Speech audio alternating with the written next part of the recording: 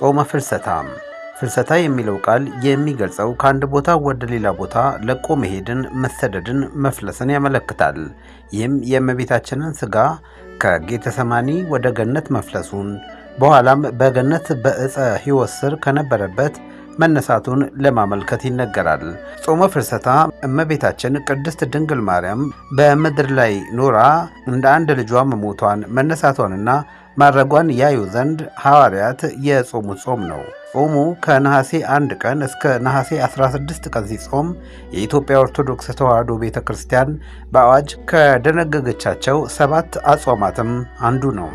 ሃይማኖታዊ መሠረት እመቤታችን ከአባቷ ከኢያቄምና ከእናቷ ከሐና ነሐሴ 7 ቀን ተጸንሳ ግንቦት 1 ቀን በናዝሬት ተወልዳለች።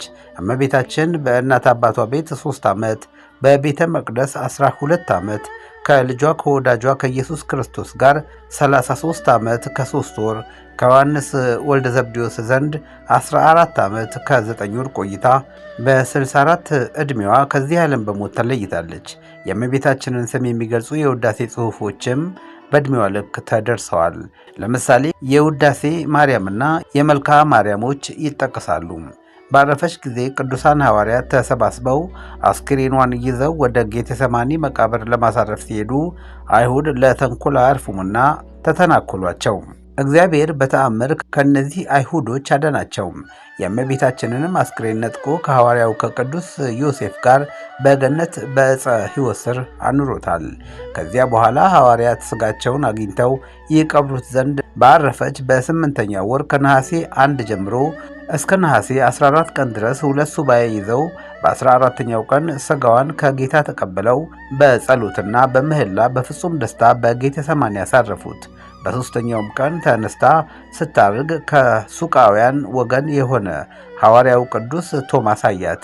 እርሱም በቀብር ሥነ ሥርዓቱ ጊዜ አልነበረም፣ ሀገረ ስብከቱ ህንድ ስለነበር ሊያስተምር ወደዛው ሄዶ ነበርና በዚያም ሲያስተምር ሰንብቶ በደመና ተጭኖ ሲመጣ ያገኛታል።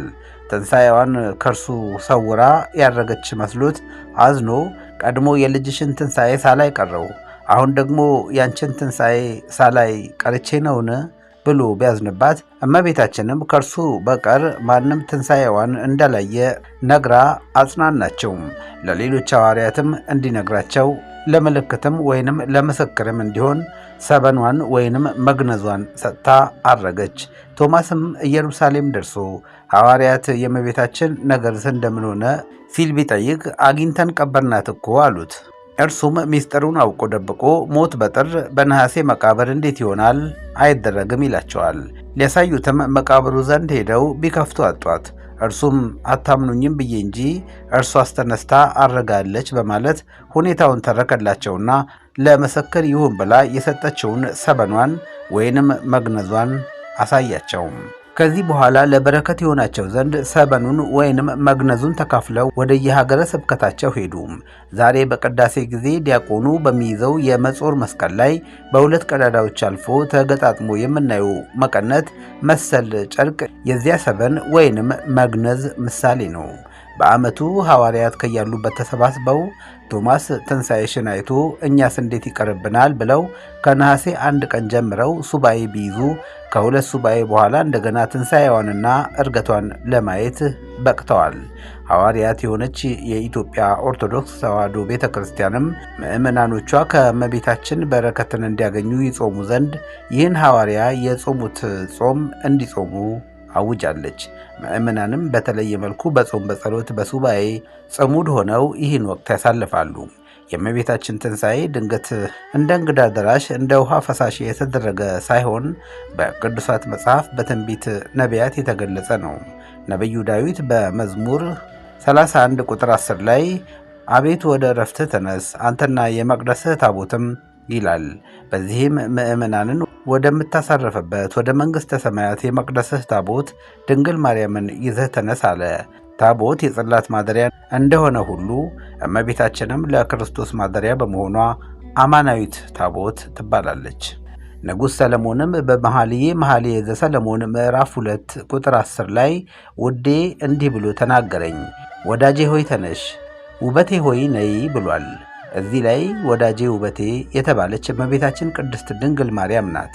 ክቡር ዳዊት መዝሙር 41 ቁጥር 9 ላይ በወርቅ ልብስ ተጎናጽፋ ተሸፋፍና ንግሥቲቱ በቀኜ ትቆማለች እንደሚል ልጇ ኢየሱስ ክርስቶስ ለዓለም ቤዛነቱን ከፈጸመ በኋላ ወደ ቀደመ ክብሩ አረገ። እመቤታችን ቅድስት ድንግል ማርያም በቀኙ ትቀመጥ ዘንድ ተነሽ ነይ አላት። እንግዲህ ይህንንና የመሰለውን ሁሉ ይዘን የእናታችንን ዕረፍቷንና ትንሣኤዋን እንዘክራለን እንመሰክራለንም።